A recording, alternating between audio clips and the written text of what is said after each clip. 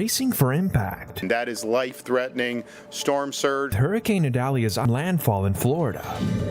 A deadly shooting with a remarkable escape. All I know was I gotta get my baby out of here. A part of the Jacksonville tragedy you may not have heard. After missing out on the debate stage, the Francis Suarez campaign makes its next big move. Plus, a celebration of sport and inclusion. Not only our organization, but grow as a society as well. These stories and more coming up on Newsbreak. Hello, South Florida. I'm Paloma Pimentel. I'm Joe Charles. Today is Wednesday, August 30th, 2023. Live from the Lee Caplin School of Journalism and Media in North Miami, this is Caplin News. Make sure that there's a green light.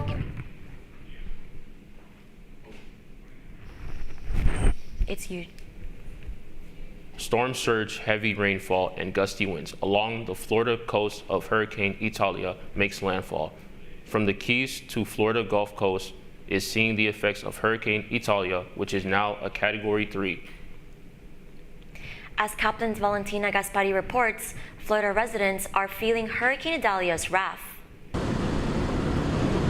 Idalia unleashing its fury on Florida. Storm surge could reach 10 to 15 feet in some areas of the Big Bend. That is life-threatening storm surge. That is storm surge that if you're there while that hits, it's going to be very difficult to survive that. A rare and historic strike in the usually storm surge-prone divot along the Big Bend area of Florida's Gulf Coast. Really got to go back to the late 1800s to find a storm of this magnitude. This storm is worse than we've ever seen. My family has been here for many generations.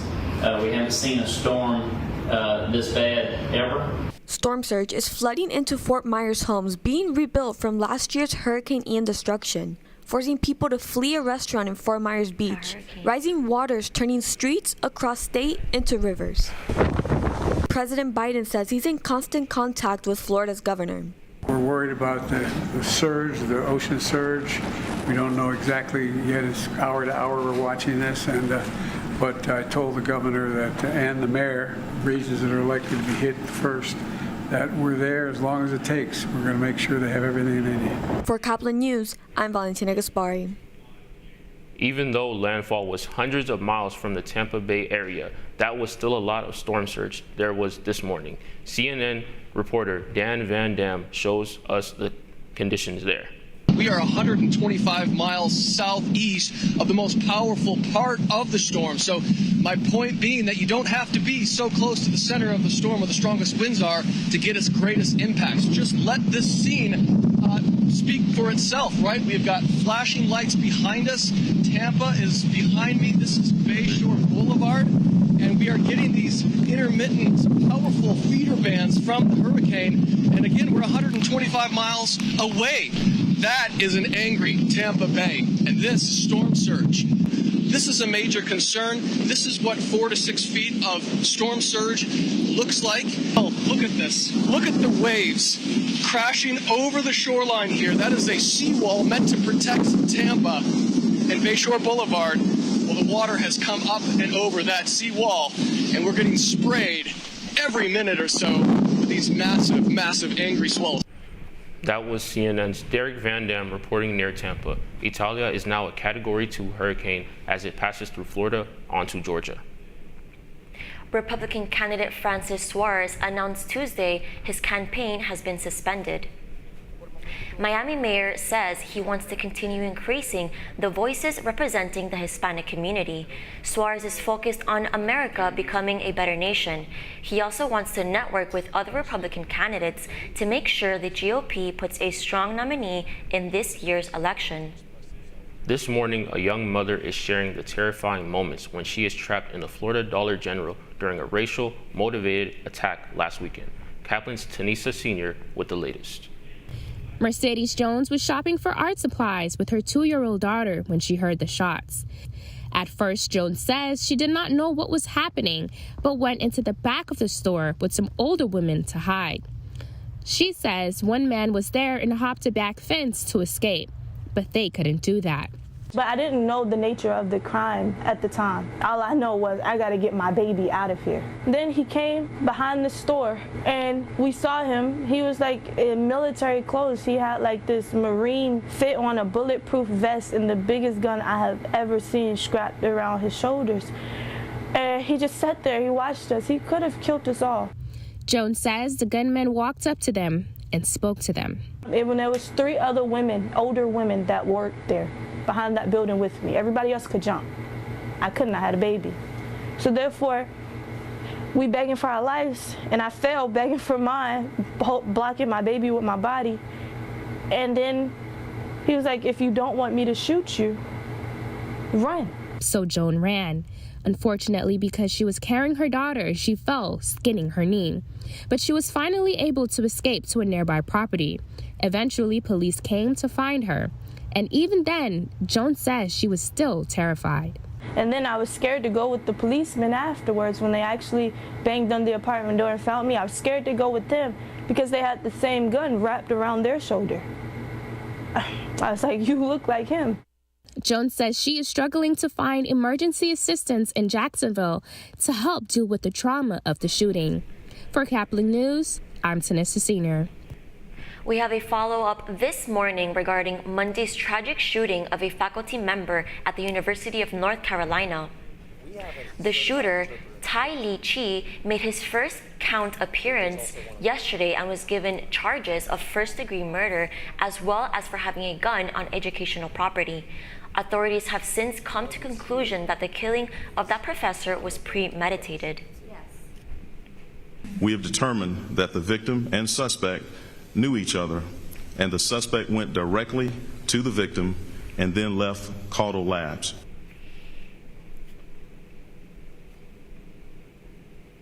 A hearing will be held for Chi on September 18. If he is found guilty of all charges, he is likely to face life in prison. The number of job openings in the U.S. dropped below 9 million for the first time 2 years. The Bureau of Labor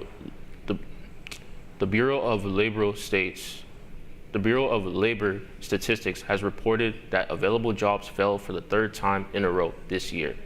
The figure is currently standing at 8.8 million, a drop from 9.1 million as of June. This is the first time since early 2021 where the number of available jobs is below 9 million. The Citrus Series is back in Miami as the Marlins look to stay above 500. That's still ahead, and so is this story. We need the World this Series generation to get involved at a high level to bring their new ideas to the forefront. The World Series is coming early, but not the only one that we all know. Newsbreak will be back in 2 minutes.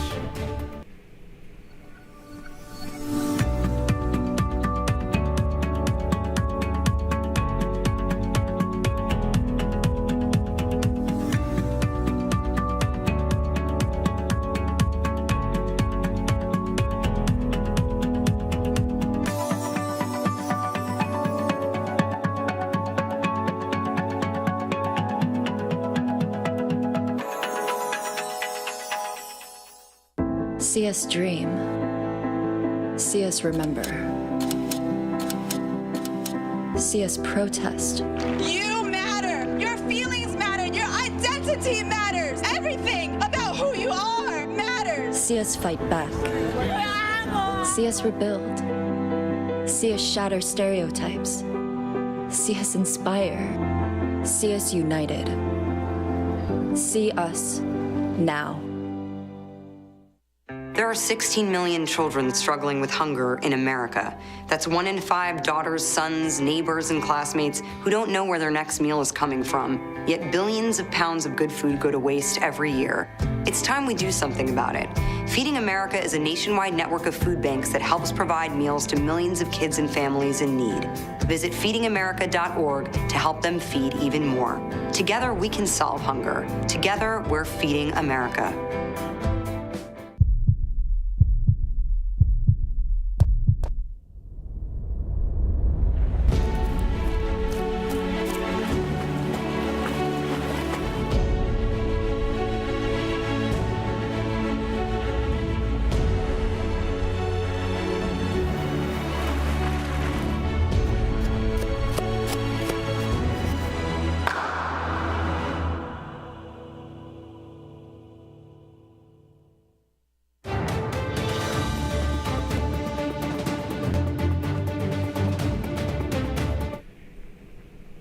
Play ball, athletes meeting up in Twin Cities for a highly anticipated tournament.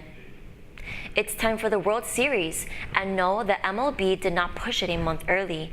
Instead, thousands of fans and players alike are packing Minneapolis this morning for the highly anticipated Gay Softball World Series. Reporter Reg Chapman has more on the story.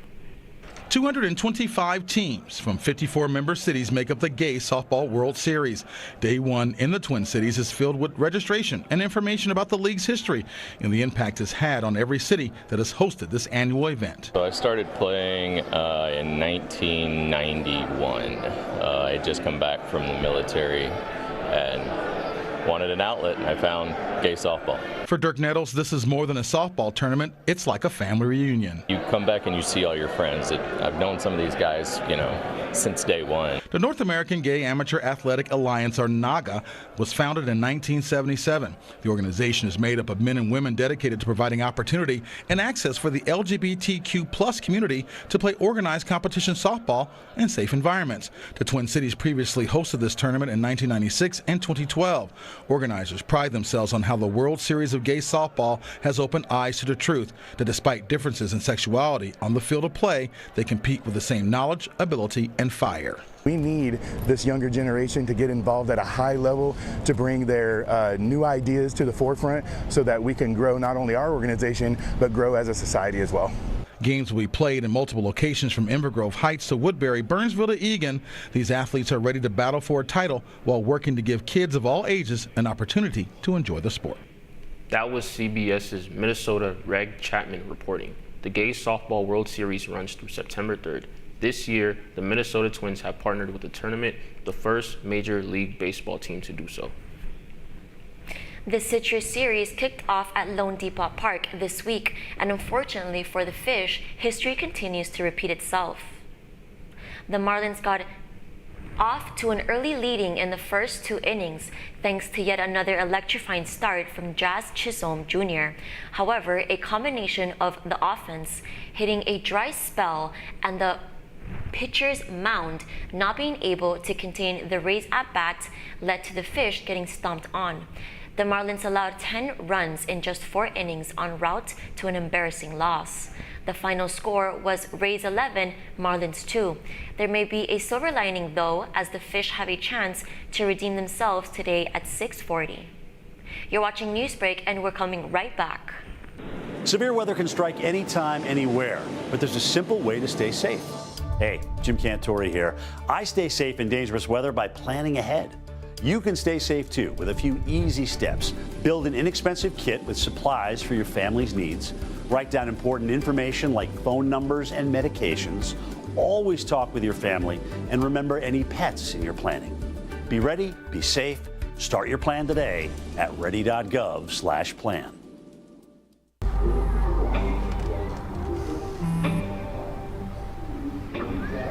I don't know why you're so sad. You've got a roof over your head. You gotta stop with that depressing stuff. That's what white people think. You all right? It just feels like it's coming from everywhere. Do you want to talk about it? You can talk to me if you're feeling sad. Whenever you need to talk, I'm here, okay?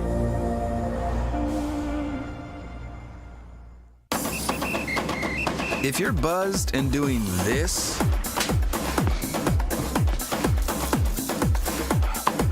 to make yourself feel okay to drive, ZWX.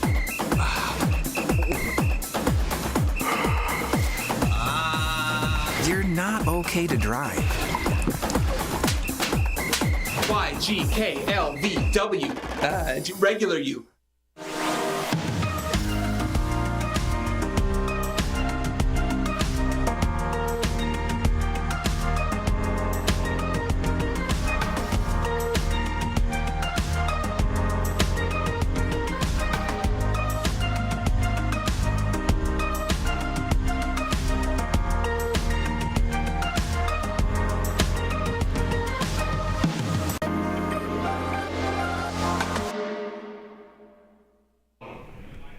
That's all the time we have for Newsbreak. We